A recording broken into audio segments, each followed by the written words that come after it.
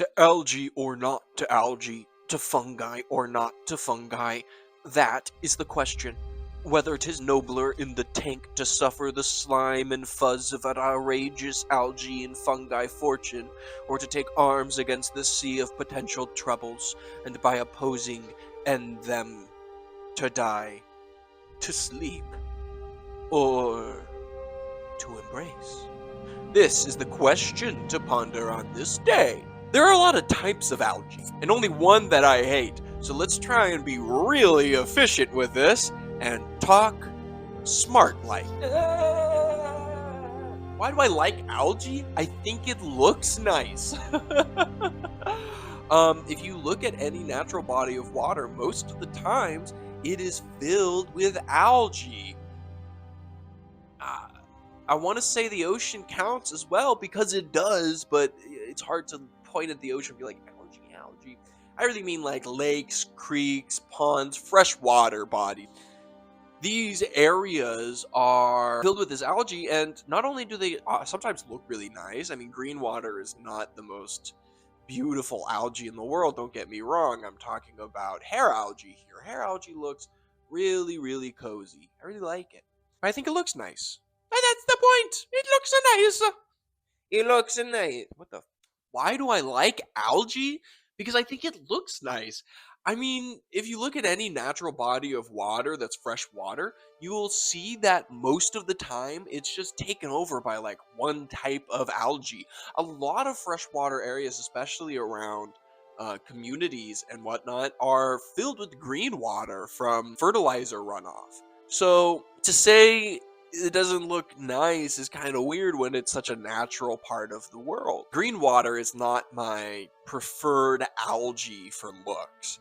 I also like algae for its healing capabilities of the fish tank. When algae is growing, it's the fish tank healing itself, essentially. It's the excess nutrients being turned into a edible form, essentially. I mean, some fish will eat that algae. Nothing that I keep really, but that's not true. Plecos eat a lot of the algae that grows in my tanks. It's the algae that they don't eat that I see growing big, and that stuff's often very pretty. Pictures of algae here, that's pretty. The hair algae, I like the moss balls that grows, that's a type of algae. Yeah, all sorts of things. Of course, green water is not always from an excess of nutrients. It totally can be. I've seen lots of people say put fish tank in front of a window. Put a fish tank in front of a window. Put a fish tank in front of a window and put some fertilizer in there. In like a couple days, you'll have green algae. One of the solutions, if you have green water, is to add in siestas. Siestas are super helpful. Siestas are super beneficial to the tanks, and to go on a quick rant, real quick, a quick tangent, a siesta, you may ask. A siesta, you may ask? Well, green water can often be a light problem, and if this is the case, adding in a 2-hour siesta into the middle of your fish tank's day can help significantly with algae growth. Adding in a 2-hour siesta can help significantly with algae growth. Now, I still have algae, and I'm trying to grow specific types of algae, but it's not overwhelming to any sense of the word. Part of that is my lighting is properly set up, and the other part of that is algae has to compete with all the other plants in the aquarium that I definitely give preferential treatment to. So, a siesta represents maybe a cloud going over, or shade from a tree is probably really good as the sun rises and sets. It's constantly changing the cover over a lake or a creek. Sometimes it's getting direct sunlight, and sometimes a tree might be covering it. So it's to represent that idea. You don't, in nature, bodies of water don't normally get direct 12 hours of sunlight because of all these different factors that can go into where the body of water is located and the things around it and what's inside of it. Oh no, to go even deeper into that weird tangent, to go even deeper into this tangent that I'm already on, this lighting, this siesta that we've created can help recreate the CO2 in the water. Plants release CO2, some plants anyways, release CO2 when it's dark. And then they reverse the thing. They do a different chemical reaction, I think. They just release CO2 because they build up CO2 and then they release it at night. And that buildup of CO2 is then enough to feed them when the lights turn back on. And my system is entirely based off of this weird CO2 O2 balance that's in the fish tanks. That whole balance system helps. It helps the stuff do good, bro. Arrgh! My plants get 16 hours of light a day with 2 siestas in that, so they actually get 12 hours a day. 12 hours over 16 hours. My fish tanks are on from 6 a.m. to midnight with a siesta from 12 p.m. to 2 p.m. and then from 4 to 6 p.m. and then they're off for 6 hours and then they turn back on. They're my circadian rhythm. They're not my circadian rhythm. Back to algae. Oh, to add to that green water stuff, you don't have to black out your tank or anything. You can add these siestas. You can also add surface plants to help balance that out. Maybe moving the fish tank if it's next to an open window. But if you don't want to do that, I say don't do that. Let the green water grow. It's not bad. It's not bad. It's actually good for your fish and the tank. Baby fish can hide in it. They can eat it. It's nutritious. You know, it's an abundance of growth that is fighting off nitrites and nitrates. I say if it's next to an open window, let that baby grow. Get a thick layer of algae on the side of the window. Don't clean that off. Just let that get really thick and then get like a surface layer plant and it'll be beautiful. Mwah, mwah, mwah. I wish I had that kind of natural lighting. Worried you're overfeeding? Your fish can go a week without eating. Really, most fish can survive a while without eating. They have to. I'm sure there are times in the wild where a lot of them get stuck and there's no food for a while and they have to wait for it to rain.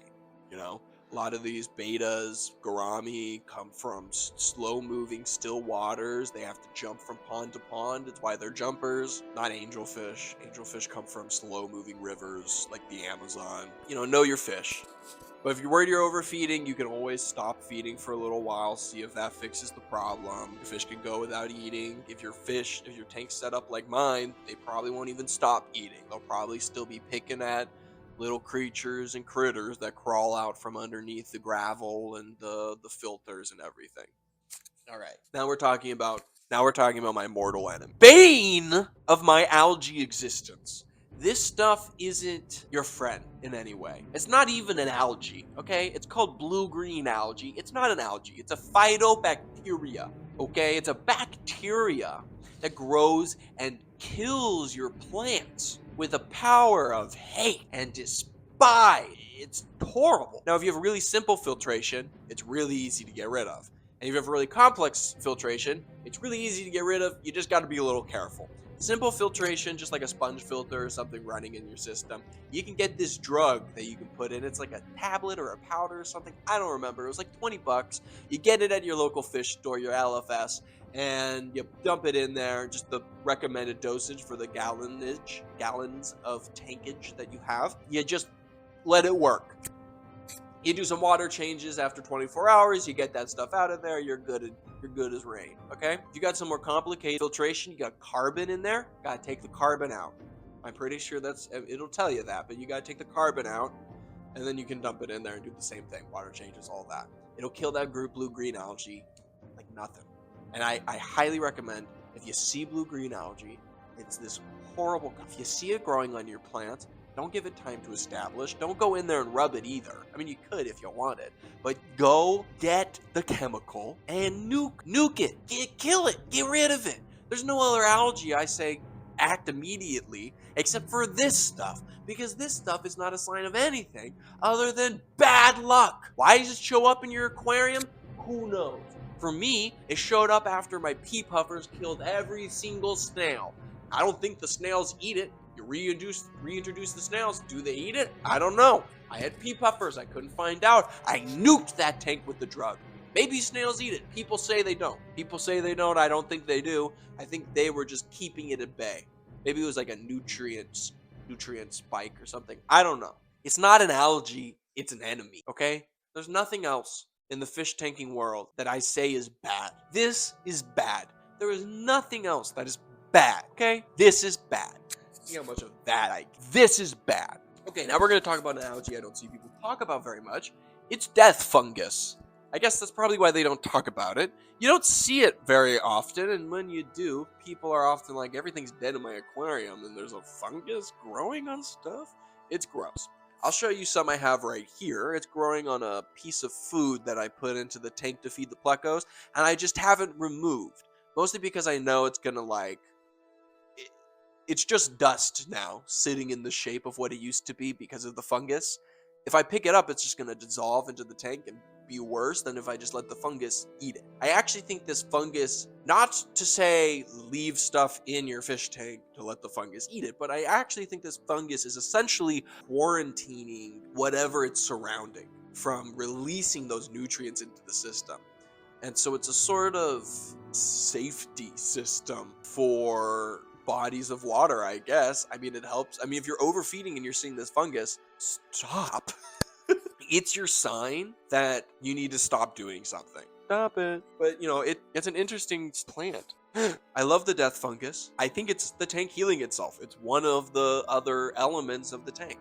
Death fungus is just a more immediate and direct representation of the rest of the algae, which can be very indirect when it comes to being, like, seeing the problem. Direct or indirect problems. Am I right? So I think my big message about algae is this. Besides blue-green algae, the bane of my existence, algae is good. I can't think of a good reason not to let it grow to some degree in your tank. Even if it's, if it's ugly and you don't want to get rid of it, it's all about your opinion. But at the end of the day, I love me some algae. And you should love you some algae too. So, to take arms against a sea of algae, and by opposing, end them, we must give pause. For there's the respect for the natural course of algae and fungal in the life cycle of your tank.